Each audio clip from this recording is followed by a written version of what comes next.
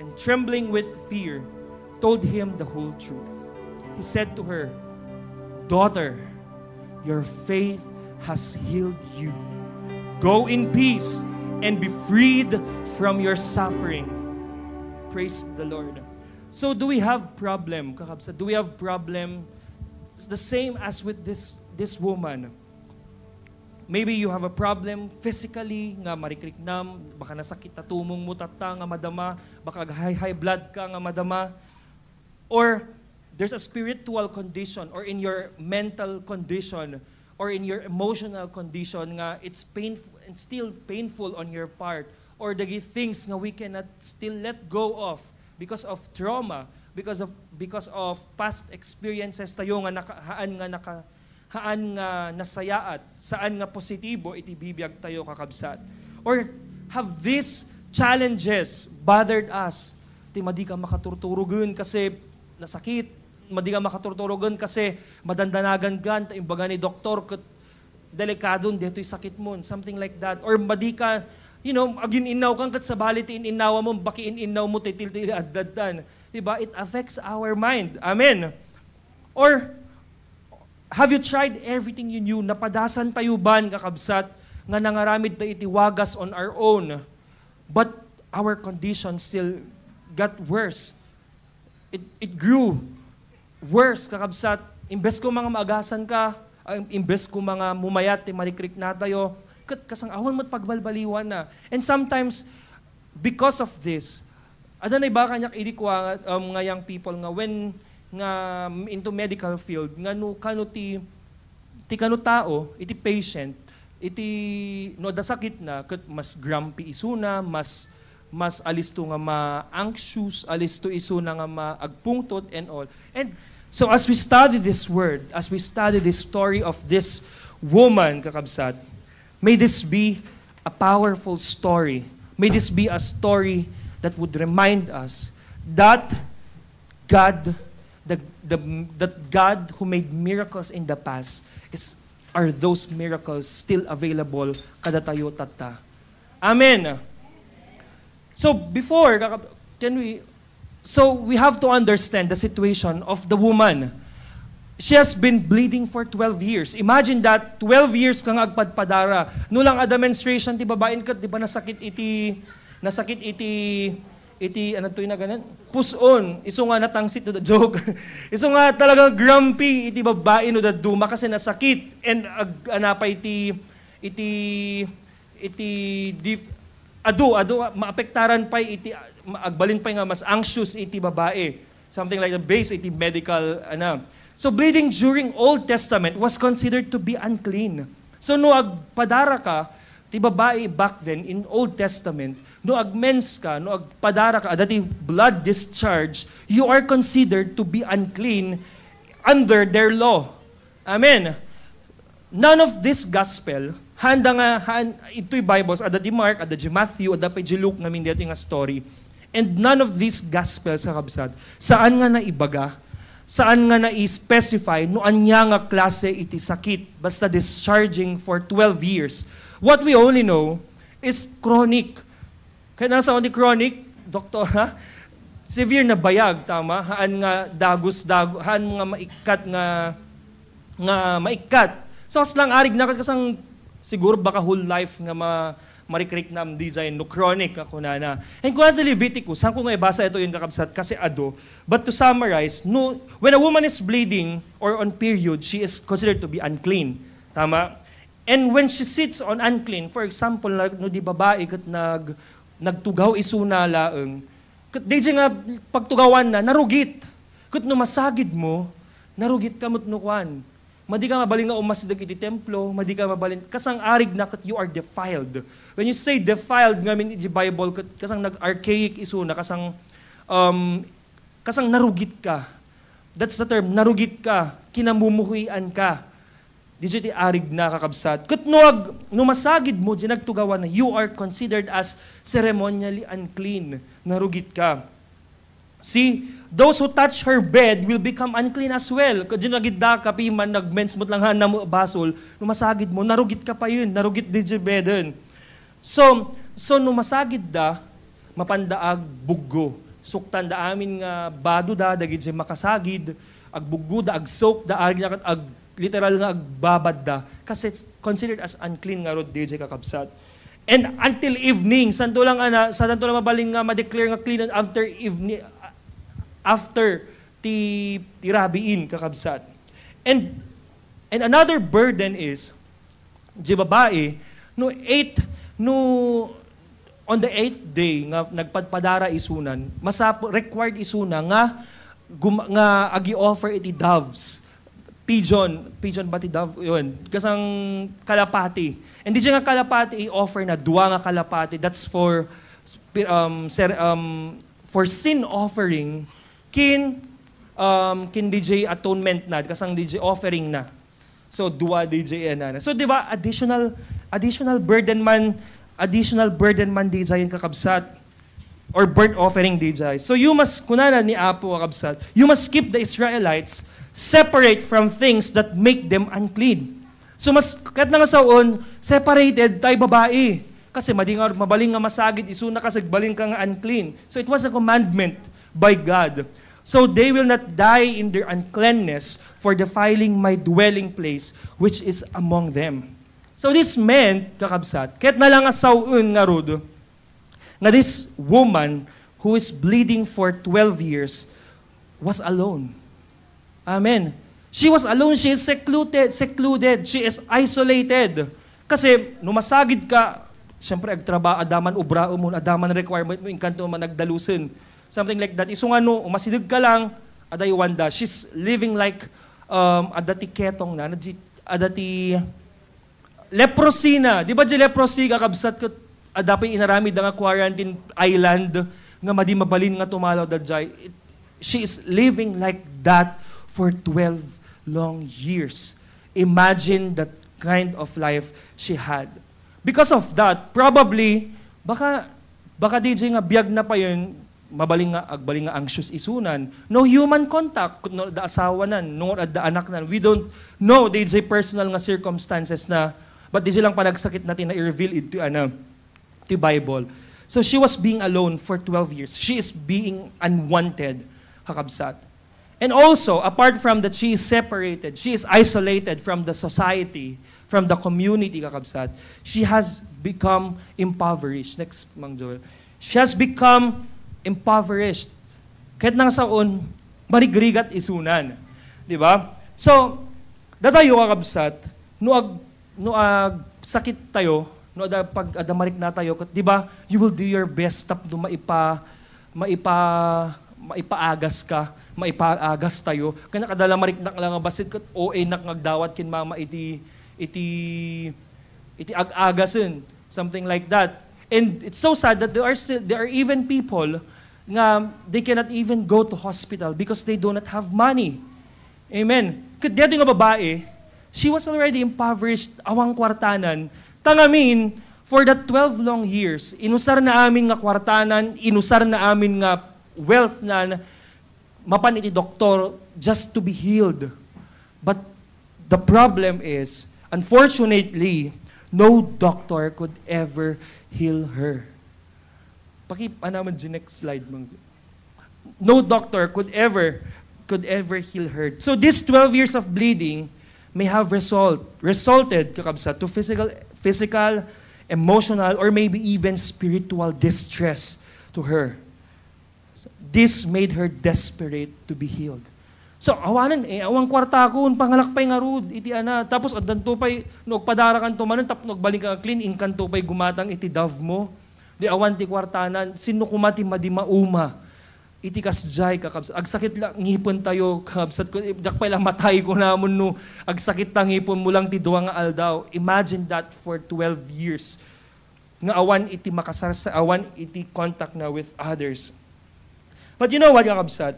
Prior to her encounter with Jesus, in previous verses, he has heard miracles. The preceding verses, kakabsat, binasbasak di chapter 2, di chapter 3, ni Apo Jesus kat nang heal isunan. Adati DJ maysa nga person kat DJ imana kat kasang withered kuna na di Bible Kaslang awan iti effect, awan iti function na di imanan. baka diabetic nga ta. Diba no, diabetic kat maapektaran na ti ima, something like that. So siguro, dito nga babae, nangag na, dagit is pakaistoryaan kin Apo Jesus. Kasi talk of the town ni Jesus, idin. Ni Apo Jesus, idi kuan kat may padpadamagun nga propeta isuna, may padpadamagun nga isuna ti Messiah, may padpadamagun nga manghil isuna iti tattao. And even prior to these verses sa kabsat, iso just story digiti agfa-friends nga binutbutan da jay tawa tapno ipandalang ni the patient di ay could inhale ni Apo Jesus. Those stories probably kakabsat nangtod kanya na iti hope. Of course, she had lost her self-esteem. Awan ti self-esteem mo nan. Her dignity as well. All she had left was her life, and she has prepared to sacrifice it. Amen? So she was prepared to put her life on the line. So she was not allowed, since Kortatay, she is not allowed to walk in public. She is not allowed to syempre numabain ka, di ba numabain ka, medyo slouchy ka, nagikot, nagadin kasang non-verbal communications na giyay, no mababain ka, na agkubo-kubo ka, no mababain ka, aloof ka, something like that. So imagine 12 years, probably baka nabangsit pa isunan ng agpadpadara. So mabain suna nga magna, mabain suna nga makidanggay iti sabsabali nga tattao. But, kakabsat, she pressed on the crowd. Inkarigatan na. With all her might, with all her power, napanisuna, jay stampede, napansuna, jay nakaad-adu, nga tattao, despite of her weakness, because she believed in a prophecy. Amen? She believed in prophecy. She believed in a promise. She believed in a promise made by God long, long before, kakabsat. So kung na ni di babae, di ba kung anak, if I just touch the edge of His garment, I will be healed. Maiganak lang, di jay gayadan, itibado ni Apo Jesus, sigurado nga mahilnak, sigurado nga maagasan na kunana. Si nag-confident, amen? Kasang final nga obraan na day jayon, tabak malay mo, mabadog isuna, mas tampid, isut pakatayan na DJ tinakad-adu nga tattao. Di kunana, just a fringe of His robe, just a fringe of the edge of His garment, I will be healed kunana. We have to understand, Mang Joel, paki-plastar man dyan. Next. Alapay. We have to understand this. Let's look at this, kakabsat. Alapay. She heard about Jesus, iba ko na, mabalin ko lang ang may gaman, may sang of the edge of His clothes. Kati edge, kakabsat, in Greek word, iti edge, kakabsat, is translated into karspedon. Detoy, which refers to not just the hem. Halang nga di gayadan. Halang nga di gayadan iti robe na, or jibado ni Apo Jesus. But the tassels called tzitzit. Amu tayo iti tassel, kakabsat. Okay, next. The tassels, kakabsat. Iso ti ibagbaga na ta edge, called the tassel. Paki-move. Pa nga to. Kuna na kaming kakabsat, in Numbers chapter 18, verse 38 to 40, kuna na to, speak to the Israelites and say to them, throughout the generations to come, you are to make tassels on the corners of your garments with a blue cord on each tassel. Next.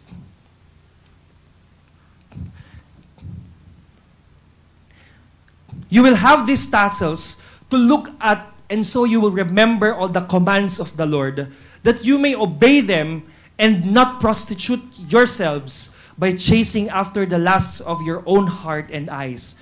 Then you will remember to obey all my commands and will be consecrated to your God.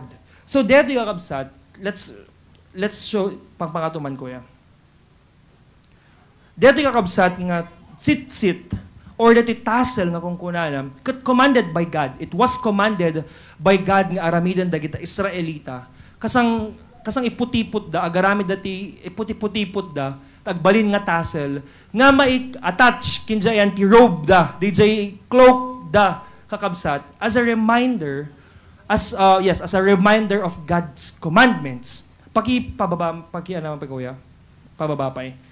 I will show you tilangana. So etat langana kakabsat, iti sit deta ni etak threads dagiti cords. Dagita tilangan at iti thread deta ti makunkunan at sit kakabsat. So carefully woven deta dagita tao. Okay? So maawalan tayon. So deta ti edge nga kunkunana iti Bible. So deta kakabsat, they believe kakabsat dagiti Israelites back then that there are 613 commandments in the law. And so each tassel had 613 threads. So tapno ma-remind of God's word. And contained blue thread, iso nga the blue thread na as a reminder of God's power. Amen. Of God's power or God's promises to bless them if they obey His word. Amen. So next, and when she got close, dito nga babae kakabsat, hindi nakaasideg isuna kini Apo Jesus, siguro nakita nan. Kasi ni Apo Jesus idikwa, kakabsat, he is a rabbi, so he is required to wear DJ cloak. So kaya nasan ada talaga ti fringes mo DJ abungot na kakabsat. And probably isut nakita tay babae dagiti fringes. Isu di kunana, if only I could touch that fringe, I will be healed. Because these holy tassels kakabsat are considered or believed or translated isuna into wings. So kaya nga saon, it's the wings of his garment. So the tassel is a wings. Amen. Mga wantong tayo kakabsat, it's a wings of the tassel. And let's look at this. So faith arose in her. Napatubker di pabmati. Takunanat, iti Malakay 4 verse 2. But for you who fear my name, the Son of Righteousness will rise with healing in his wings or kanaf, and you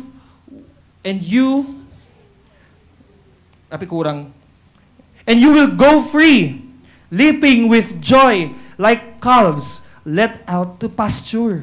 Amen. So it is a prophecy. Iti Malakyas kakabsat nga idayjay baon na tay anak na, the Messiah kakabsat will have healing in his wings.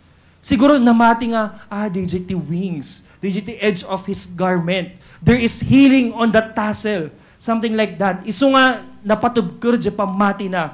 Ada iti inanama ken kuana kakabsat. But you know what? Remember that she did not just touch the fabric. Hanga di fabric kakabsat, but she grabbed hold of a promise. A promise that Jesus, the Son of God, has healing in His wings. Amen. Next one, teacher mo.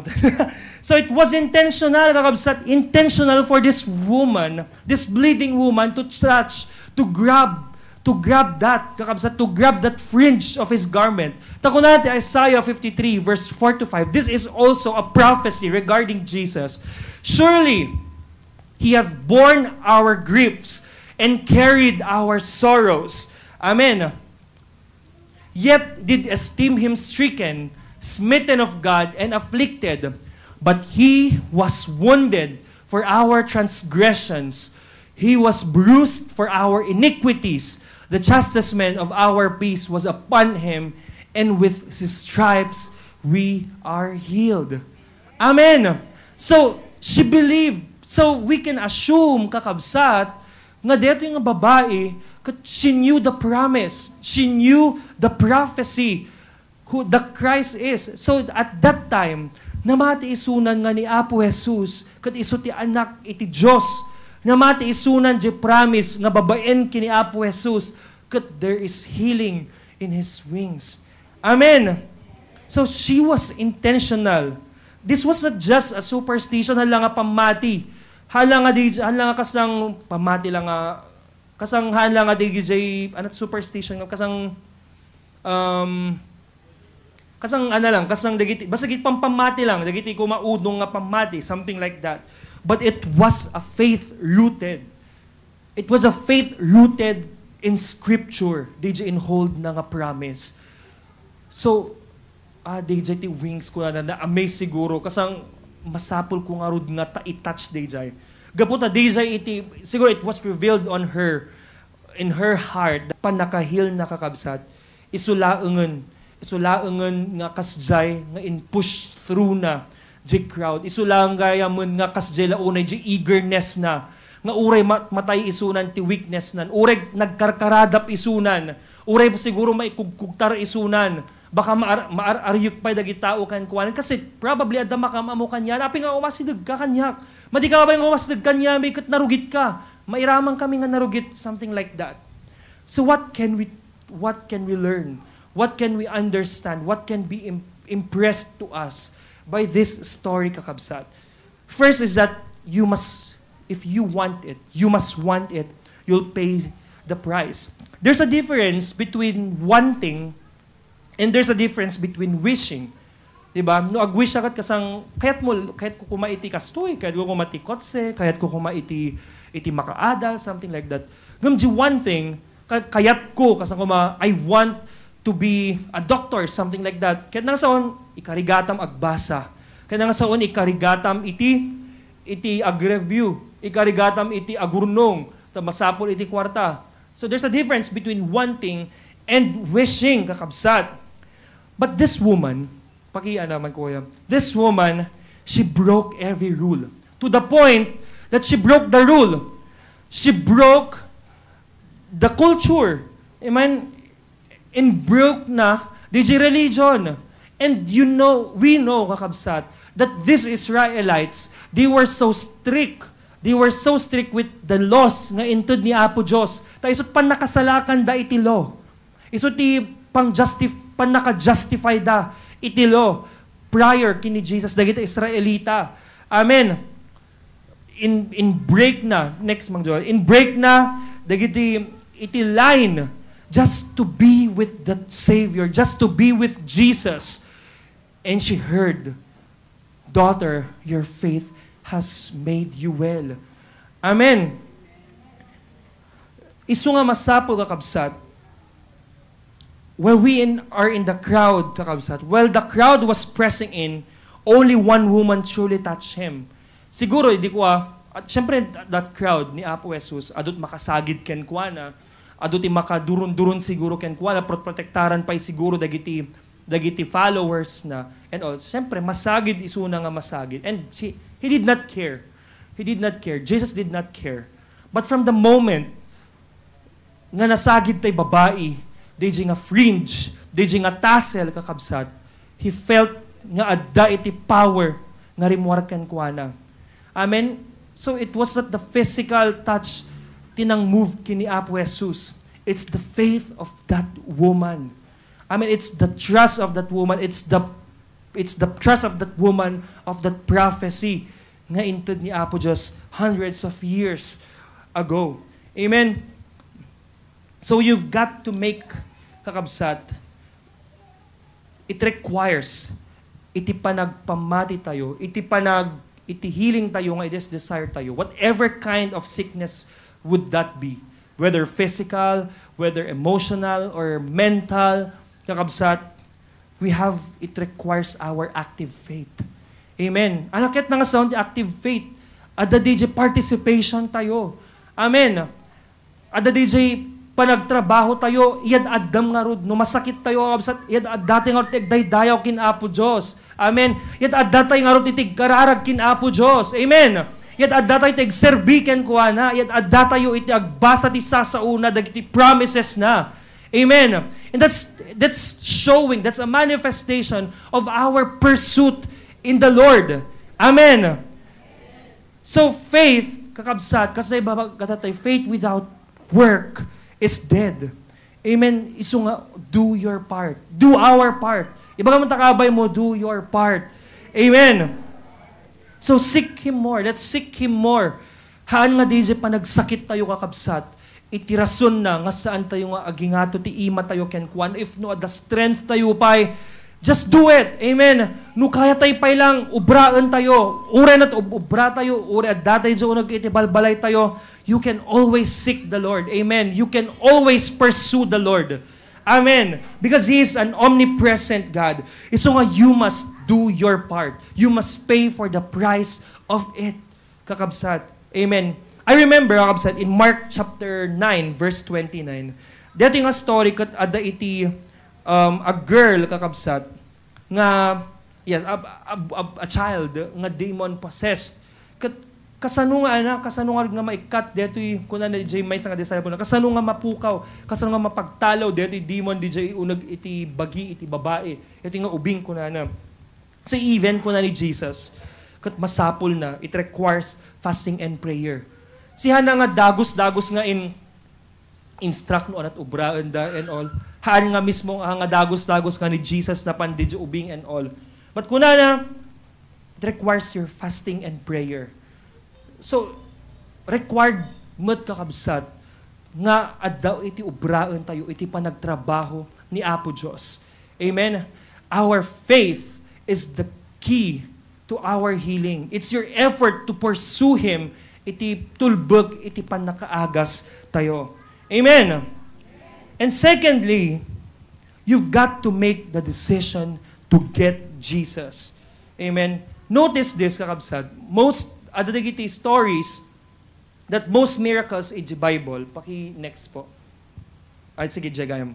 Jesus was healthy and walking. And have you noticed that in most miracles in the Bible, when God or when Jesus healed someone, Jesus went to the victim. Kasang intentional, kini Apo Jesus nga mapan isuna.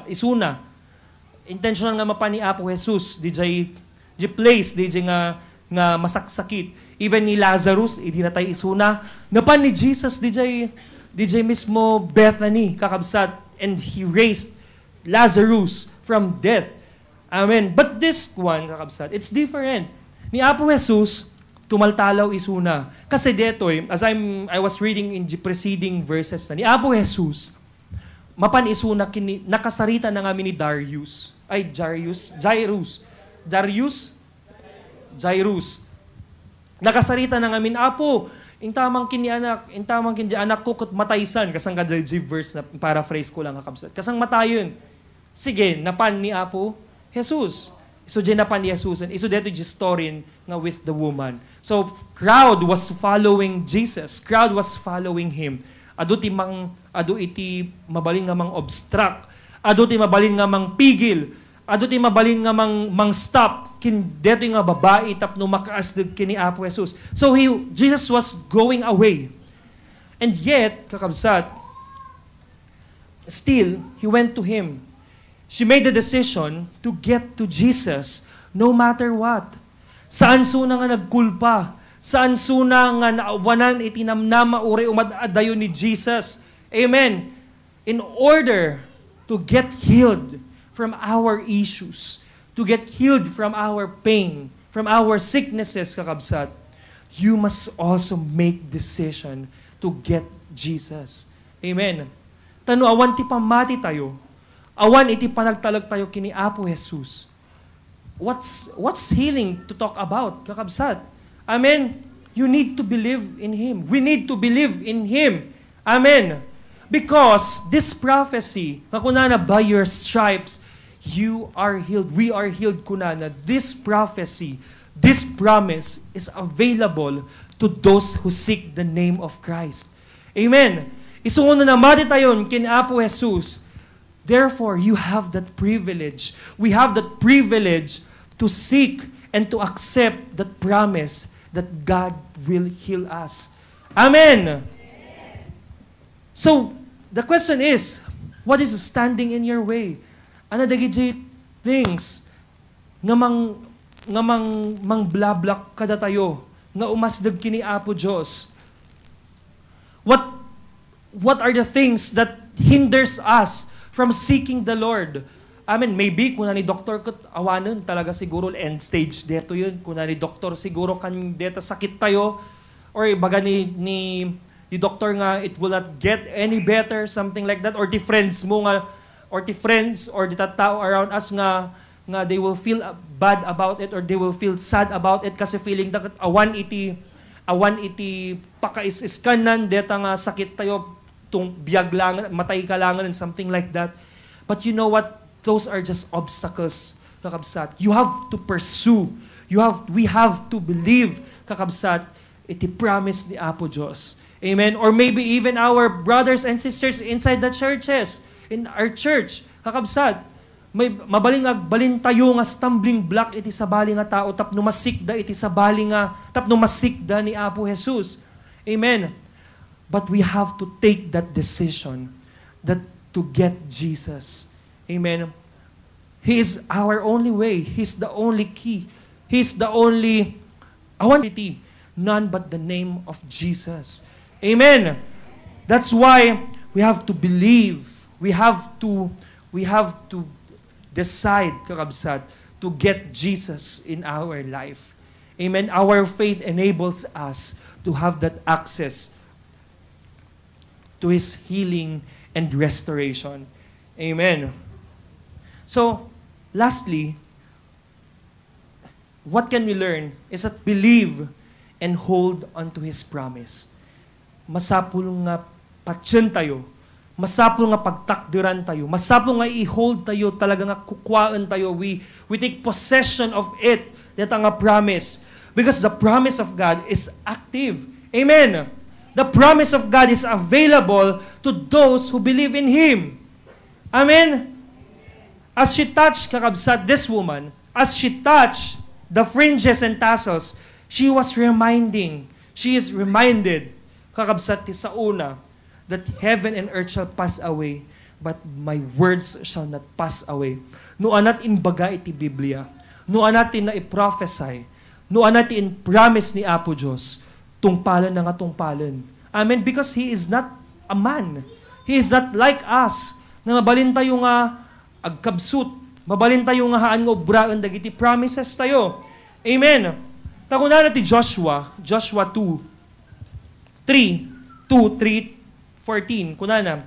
Soon, kuna ni Moses nang ibagat ko. Soon I will die, going the way everything on earth.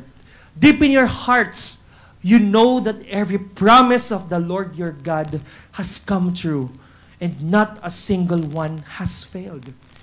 Believe, kakabsat, that the God whom we are serving is a promise keeper. Amen. Believe that He will not fail to do His promise. That duma siguro ma-feel tayo, ti pamati tayo kat, ti marik na tayo kat kasang delayed ti promise ni Apo. That duma ma-feel tayo kat kasang haan nga agtrabaho di promise si Apo. But His word is active, kakabsat. Amen. His promises are true. We cannot understand sometimes. We cannot fully comprehend no anat ket nga obraan ni Apo Dios itibiyag tayo, kakabsat. But one thing is for sure, He will do whatever He said. Amen. So nga, let's grab hold of that promise that the Lord has given to us. Amen. Brother Brian, ano nga ro itim promise ni Apo Dios? Anat promise ni Apo Jesus concerning my healing, concerning my panakaagas. Kunal ti Exodus chapter 15 verse 26. He said, if you will listen carefully to the voice of the Lord, so it means listening to His word, listening to Him, and do what is right in His sight, ubraan tayo, iti dagiti inbagana, ken dagiti usto, kinapudno, babaen ken kuana, obeying His commands, and keeping all His decrees, then I will not make you suffer. So, di ba, promise, I will not make you suffer any of the disease I sent on the Egyptians, for I am the Lord who heals you. Next. So, He's the Lord that heals us. I remember, DJ, Sunday school ni Tita Gay, idi last Sunday ba?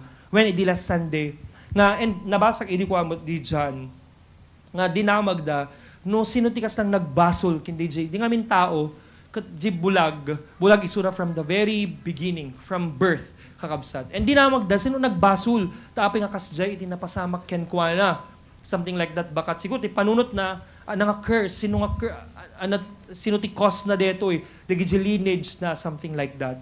And kuna ni Apo Jesus kakabsat nga napasamak dayjay tapno may pakita iti na kinadakkel ni Apo Dios in his situation. Amen. Maybe adati marikrik na tayo kakabsat. Ada marikrik na yo tata or the families, the members, your brothers, your sisters, your mother or your father is dealing with something or battling with something right now kakabsat nga saksakit kakabsat.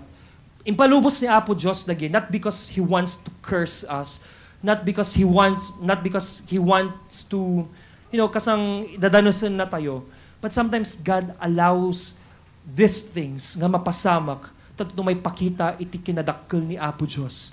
Amen? And even ni Job, impalubos na pinalubusan na ni Satanas nga challenge na ni Job. Nagsaksakit isuna, di ba, insuro yun isan ti DVBSD, impalubos na, nagpigsa pa isuna, natay anak na and all. But he was able to surpass all of those challenges because he trusted in the Lord. We too, in this challenge, in these problems that we face, kakabsat, mapangabakan tayo dijay, gapu iti panagtalog tayo, kin panagpamati tayo, kin Apo Diyos. Amen. Jesus wants to heal you as He commanded His disciples and heal the people. Kung natin Luke chapter 10, verse 9, heal the sick and tell them the kingdom of God is near you now. So yung baon ni Apo Jesus, dagiti adalan na, ngayon kayo i-heal, dagiti sick, kakabsat. So it's a ministry. It's a ministry kakabsat, iti pananghil, iti saksakit. And iso nga napatubker DJ pamatik kakabsat, nga iso ti isaok dito.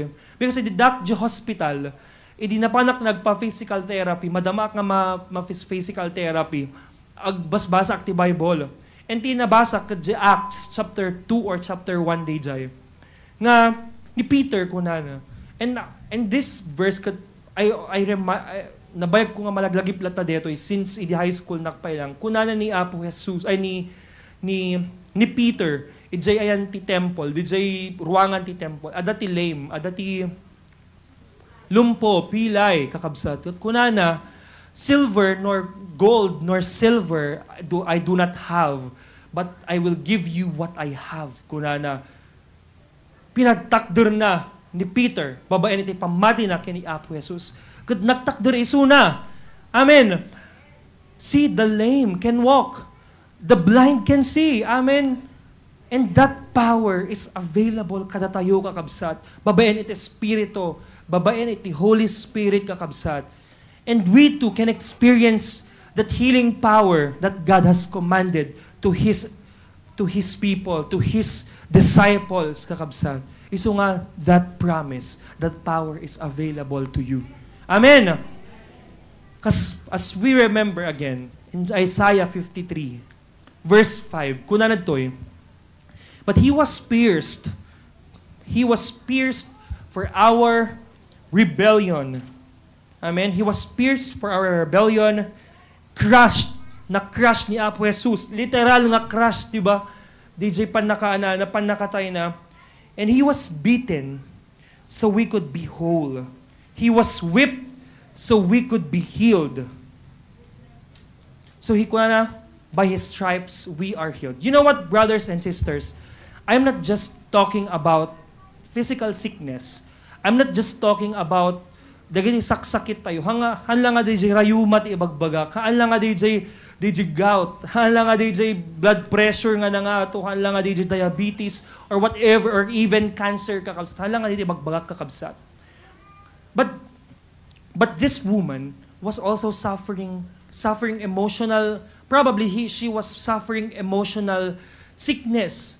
She was isolated, kaskurak tatay. Probably she is suffering from spiritual sickness or even mental sickness, kakabsat, psychological sickness, kakabsat. And aming tayo, we have different battles. Maybe it's the trauma that you had experienced. Maybe it's the pain nga haan tayo pa nga na let go. Maybe it's the pain that caused in from our childhood. Or anyaman nga klase iti pain. Diyata nga marikrik na tayo kakabsat. But,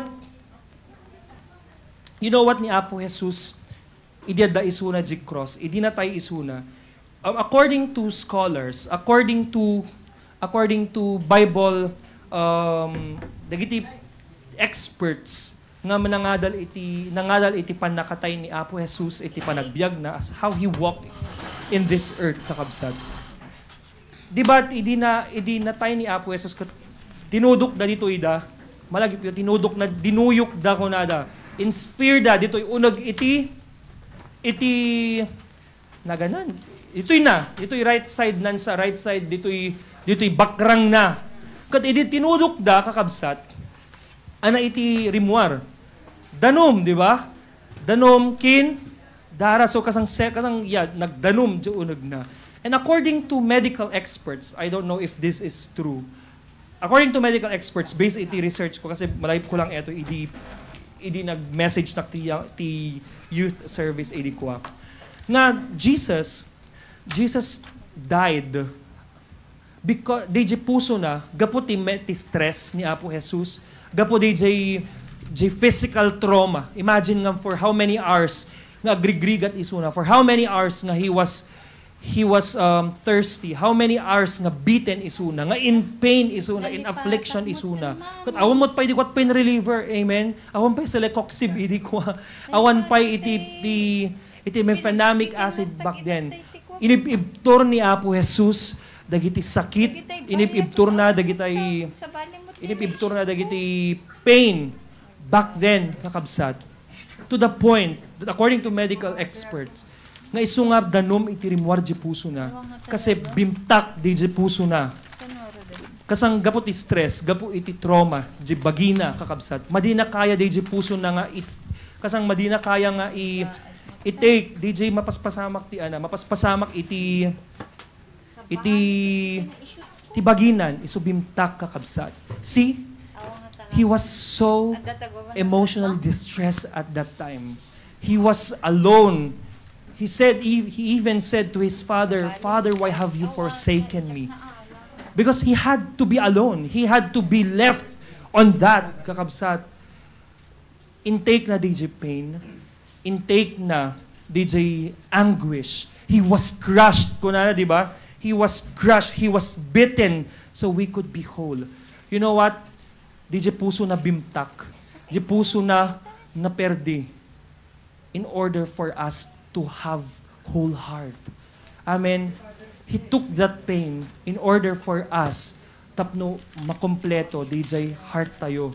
Tapno nga datayon iti maka-experience to whatever kind of pain that is. Amen. By His stripes, we are healed. Amen. He was speared. He took the curse in order for us to be freed. And now, kakabsat, we have that assurance. We have that blessed assurance. We have that hope, brothers and sisters, that if we believe, takon natin Matthew chapter 21, verse 22, you can pray for anything, and if you have faith, you will receive it. Kung nani Apo Jesus kindi babae, ano yung bagana? Daughter, your faith has healed you. Meaning, kakabsat, the healing power of the Lord is active. The healing power of the Lord is just there. Hangag balbaliw ni Apo Diyos. Amen. Haan nga ma-change isuna ti circumstances tayo. Madi mabaliwan iti glory ni Apo Diyos, iti ubraan tayo. Hanga mabaliwan iti dayag ni Apo Diyos, iti panagdaydayo tayo kankwana. Same lata, awan effect na, kakabsat. But what makes it different, kakabsat? In order for us to receive, kakabsat, that healing, that power, kakabsat, is our faith in Him. Amen. It is our panagpamati. Di panagpamati tayo kini Apo Jesus. Amen. It is always there, kakabsat. So nga your faith, your trust, and your persistence, our pursuit kini Apo Diyos sa kabsat is the key towards our healing. So that is why you have to press on. We have to press on. Itultuloy tayo lang iti magnakakabsat. Amen? Itultuloy tayo lang iti mamati. Itultuloy tayo lang ti agtalog DJ power ni Apo Jesus. You know what? I too experience sickness. I too experience pain. Isu siguro kat nakigtot kayo nga bigla nga limok mo iti kwa. Because back in high school, I had tuberculosis. Ada iti anak, ada sakit ko. I even underwent iti CT scan kasi kasang suspected idi ko nga baka baka mass isuna and all. But I had already belief in the Lord. Namatik idi kin Apo Jesusen. Grade 8 na idiwan nag-church sa mamatik idi ko iti panakabalin ni Apo Diyos. And look at me now. I am an example of how God can work. You have experience kakabsat no kasanog trabaho ni Apo Diyos. Isu nga keep on pressing. Ni Tita Gladys namin na nga in testimony no kasano nga in save ni Apo Jesus isuna, even ni Mang David how he's testified no kasano nga nagaramid ni ti miracle ni Apo Jesus iti pamilya na. And that's an example of who God is. That's the example nga ni Apo Diyos kat promise keeper isuna. Manarag tayo sa Mami nga Diyos, madaydayaw ka. Pagyamanan mi Apo Diyos, iti naglipas na serbisyo mi, Panginoon. Lord, agyaman kami, iti revelation mo kada kami. Pagyamanan mi Apo Diyos, iti sasaong, and mulang manen iti panunod mi. Pagyamanan mi Apo Diyos, iti panang patibker mo manen, iti pamati mi Apo Diyos, iti inaldaw-aldaw nga panagbiag mi, Panginoon, as we pursue you in our life, O God, and as we follow you, Panginoon. Good Lord, ito yung arod naglipas nga aramid mi, siga nga Apo Diyos, iti mang tarabay, iti sumangtugal may sakada kami. Bendisyon am Apo Diyos, manipot ubing aging gana kataingan Apo Diyos, nga datoy nga balay mo, Panginoon. Makadanon kami kadi, iti balbalay, iti sumangtugal may sakada kami, nga safe and sound, Apo. Yaman kami, Apo Diyos, tawadan mi amin dagitoy, itinagan ni Apo ni Jesus. Amen. And now unto Him that is able to keep you from falling, and to present you faultless before the presence of His glory with exceeding joy, to the only